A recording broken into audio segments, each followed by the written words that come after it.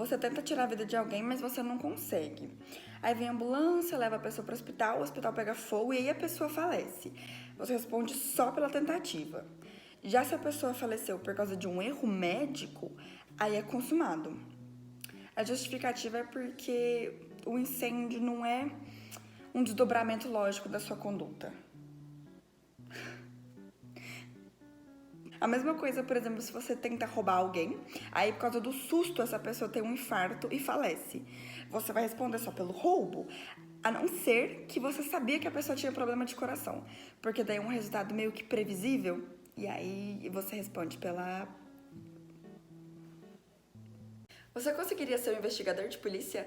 Tente responder essa questão para o concurso de investigador de polícia do Amazonas. Em uma madrugada, José estava dirigindo regularmente pela via. Ele estava dentro do limite de velocidade, ele portava sua carteira de habilitação e, de repente, um ciclista chamado Manuel, de 71 anos, pula na frente do carro.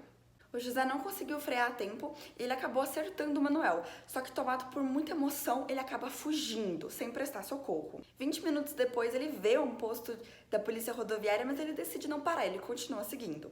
O Manuel foi levado, sim, para o hospital, mas ele não resistiu. Só que foi provado posteriormente que o Manuel tinha 8 decigramas de álcool por litro no seu sangue. Por qual crime o José responde?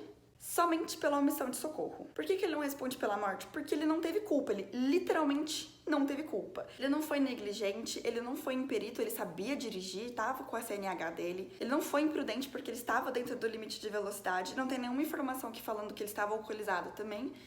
Portanto, não se configurando a negligência, imprudência ou imperícia, não tem culpa. Sem culpa, não tem como responsabilizar ele pela morte. A única coisa que ele pode ser responsabilizado é por não ter prestado socorro. Mesmo não tendo culpa, ele se omitiu de prestar socorro para a vítima. Acertou?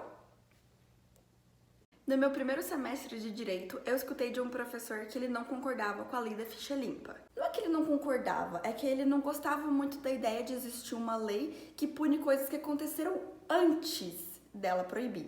Por exemplo, assim, um exemplo totalmente aleatório, nem sei como passou pela minha cabeça. Eu cheiro coca. Ontem, quando eu fazia isso, não tinha problema. Hoje surgiu uma lei que diz que essa substância é proibida. Eu não posso ser punido por alguma coisa que eu fiz antes, ontem, quando essa lei ainda nem existia. Eu sei que é uma brecha do bem, mas o direito não pode ter esse tipo de brecha, porque senão acaba com a nossa segurança. Não podem existir esse tipo de desculpinha de é pro bem geral da nação. Diga eles que ficam. Se bem que, né, a primeira lei do direito é, depende. A gente sabe que antigamente o homem que tirava a vida da esposa por conta de ciúmes ou traição era praticamente perdoado. Mas você sabe qual famoso caso deu início ao fim dessa possibilidade de perdão? Um homem chamado Doca Street se apaixona por uma mulher chamada Ângela Diniz e por causa disso ele decide abandonar totalmente a sua família, sua esposa, seus filhos.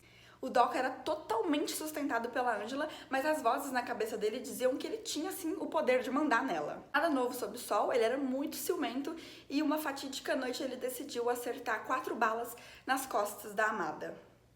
A tese da defesa era de legítima defesa da honra, isso nem existe.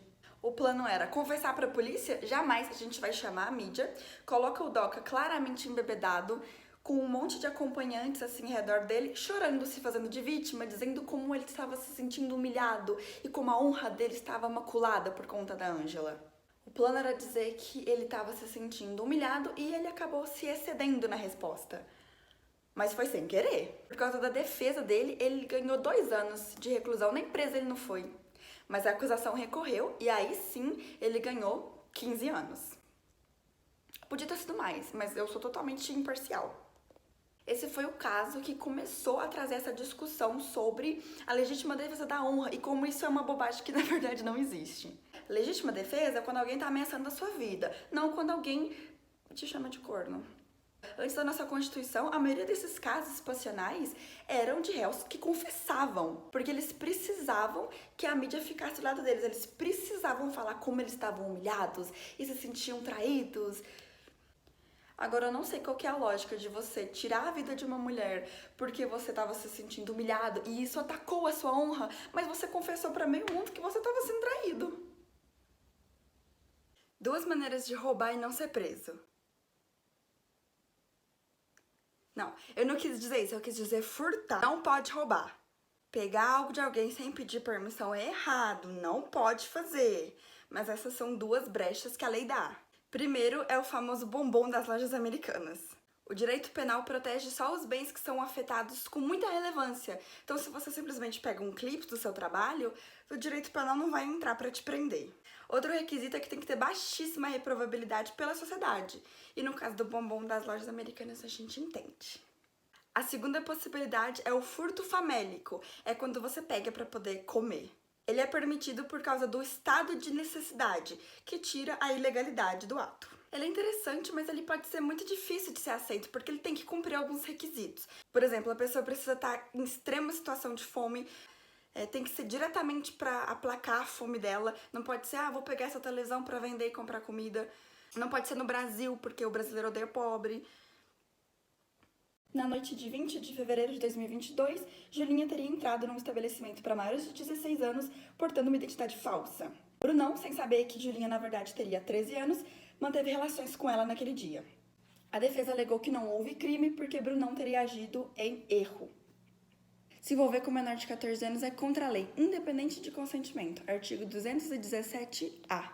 O réu não sabia que ela tinha essa idade, ele não acreditava estar fazendo nada ilegal. Excelência, vai me desculpar, mas essa menina não parece ter 16 anos nunca. Algumas pessoas demoram para desenvolver, tá? A festa permitia a entrada de pessoas de, no mínimo, 16 anos de idade. Como que ele ia imaginar que ela não tinha, no mínimo, essa idade?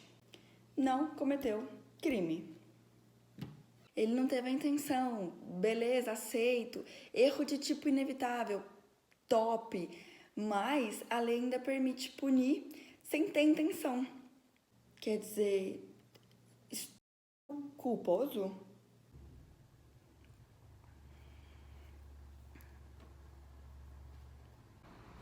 Absolvido.